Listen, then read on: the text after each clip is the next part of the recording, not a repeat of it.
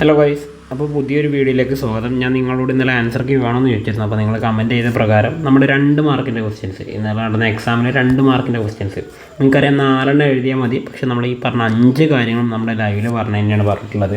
അപ്പോൾ നമുക്ക് ക്വസ്റ്റ്യൻ നോക്കാം. ഫസ്റ്റ് ക്വസ്റ്റ്യൻ ഇതായിരുന്നു, റൈറ്റ് 2 ഒബ്ജക്റ്റീവ്സ് ഓഫ് WTO. അതായത് WTOയുടെ അഥവാ വേൾഡ് ട്രേഡ് ഓർഗനൈസേഷൻ്റെ 2 ലക്ഷ്യങ്ങൾ ഇതായിരുന്നു. സിമ്പിൾ ക്വസ്റ്റ്യൻ ആയിരുന്നു. എന്താ ആൻസർ നോക്കാം. മെയിനായിട്ട് ഒന്നാമത്തെ പറയുന്നുണ്ട്, provide equal opportunities in international trade. എന്ന് വെച്ചാൽ തന്നെ ഈ അന്താരാഷ്ട്ര വ്യാപാരത്തിൽ എന്ത് എല്ലാവർക്കും തുല്യ അവസരം കൊടുക്കുക. രണ്ടാമത്തത്, optimum utilization of world resource. ലോക വിഭവങ്ങളെ കാര്യക്ഷമമായിട്ട് ഉപയോഗിക്കാം. അല്ലെങ്കിൽ removal of tariff and non tariff quota തുടങ്ങിയ സംവിധാനങ്ങൾ എന്ത് ചെയ്യുക, ഒഴിവാക്കൽ. അതുപോലെ നാലാമത്തെ എന്ത് പറയാം, പ്രൊമോട്ട് മൾട്ടിലാറ്ററൽ ട്രേഡ് അഥവാ ബഹുരാഷ്ട്ര വ്യാപാരം പ്രോത്സാഹിപ്പിക്കൽ. ഈ 4 വേണ്ട, ഏതെങ്കിലും 2 എഴുതാനേ പറഞ്ഞിട്ടുള്ളൂ. 2 എഴുതി തന്നെ ഇതിൻ്റെ മാർക്ക് കിട്ടായിരുന്നു കേട്ടോ. 2 മാർക്ക് അവിടെ കിട്ടായിരുന്നു. Next, mention functions of environment. ഞാൻ ലൈവിൽ പറഞ്ഞിട്ടുണ്ടായിരുന്നു, പ്രകൃതിയുടെ ധർമ്മങ്ങൾ പഠിക്കാൻ പറഞ്ഞിട്ടുണ്ടായിരുന്നു.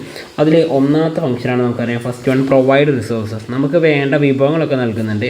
രണ്ടാമതായിട്ട് പറയുന്നതാണ് അസിമുലേറ്റ്സ് വേസ്റ്റ്. എന്ന് വെച്ചാൽ നമ്മൾ ഉണ്ടാക്കുന്ന മാലിന്യങ്ങളെ സ്വാംശീകരിക്കുന്നു. മൂന്നാമത്തേത്, സസ്റ്റെയിൻ ലൈഫ്, ജീവൻ നിലനിർത്തുന്നു.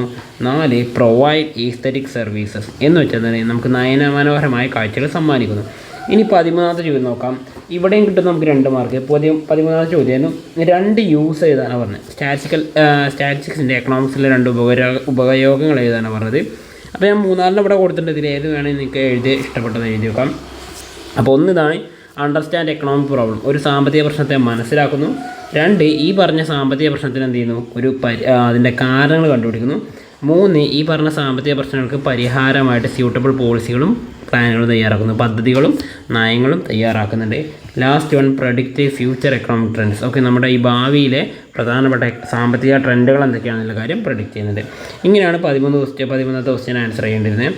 ഇനി 14ാമത്തെ ക്വസ്റ്റ്യൻ ചോദ്യം വളരെ ഈസിയാണ്. സന്തതചരം അസന്തതചരം, അല്ലെങ്കിൽ നമ്മൾ പഠിച്ചിട്ടുണ്ട് കണ്ടിന്യൂസ് ആൻഡ് ഡിസ്ക്രീറ്റ് വേരിയബിൾ. രണ്ടും എന്താണെന്ന് എഴുതാനാണ്, വ്യത്യാസം എഴുതാനാണ് പറഞ്ഞത്. പിന്നെ അതേപോലെ അതിൻ്റെ ഓരോ എക്സാമ്പിൾ എഴുതാനും പറഞ്ഞിട്ട് വളരെ ഈസിയായിട്ട് നമുക്ക് എഴുതാൻ പറ്റുന്ന ആൻസർ ആയിരുന്നു.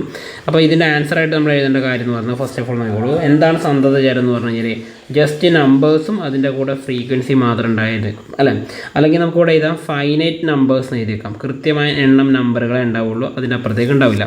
ഇനി കണ്ടിന്യൂസ് എന്ന് പറയുന്നത് അവിടെ ക്ലാസ്സും പ്ലസ് ഫ്രീക്വൻസി ആയിരിക്കും വരുന്നുണ്ടാവുക. ക്ലാസ് പ്ലസ് ഫ്രീക്വൻസി എന്ന് പറഞ്ഞാൽ നമുക്ക് എത്ര നമ്പേഴ്സ് വരുന്നത് കൃത്യമായിട്ട് പറയാൻ പറ്റില്ല, ഇൻഫൈനൈറ്റ് നമ്പേഴ്സ് ആയിരിക്കും ഉണ്ടാവുക. ഓക്കെ, ഈ 2 വ്യത്യാസങ്ങൾ എഴുതി വെച്ചാൽ മതി. അല്ലെങ്കിൽ ക്ലാസ് ആൻഡ് ഫ്രീക്വൻസിയുടെ കാര്യം സൂചിപ്പിക്കുക, അല്ലെങ്കിൽ ഒബ്സർവേഷൻ ഫ്രീക്വൻസിയുടെ കാര്യം സൂചിപ്പിക്കുക ചെയ്താൽ മതിയായിരുന്നു കേട്ടോ.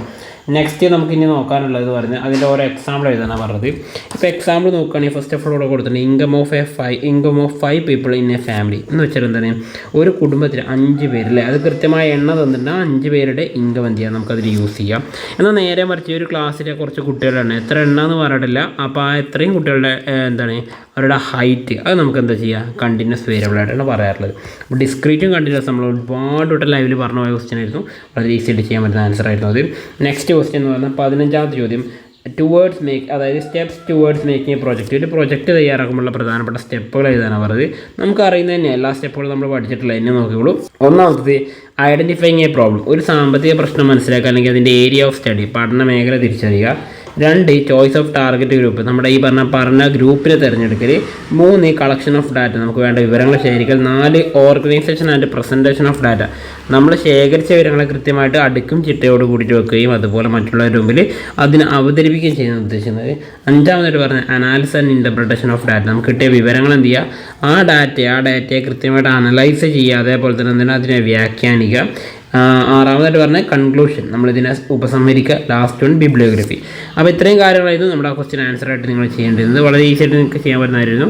ആ ഒരു പ്രോജക്റ്റ് തയ്യാറാക്കാനുള്ള പ്രധാനപ്പെട്ട സ്റ്റെപ്പുകളാണ് നമ്മളോട് ചോദിച്ചത്. അപ്പോൾ മൊത്തം നോക്കി ഇവിടെയും 2 മാർക്ക്. അപ്പോൾ 10 മാർക്കുണ്ട്. 10 മാർക്കല്ല, നമുക്ക് ഈ 8 മാർക്ക് സ്കോർ ചെയ്യാൻ പറ്റുന്ന രീതിയിലുള്ള ചോദ്യങ്ങളായിട്ടുണ്ടായിരുന്നു. അപ്പോൾ ബാക്കിയുള്ള ആൻസർ കീ വേണമെങ്കിൽ നിങ്ങൾ കമൻറ്റ് ചെയ്യുക. നമുക്ക് എന്ത് ചെയ്യാം, വീണ്ടും കാണാം. ബൈ.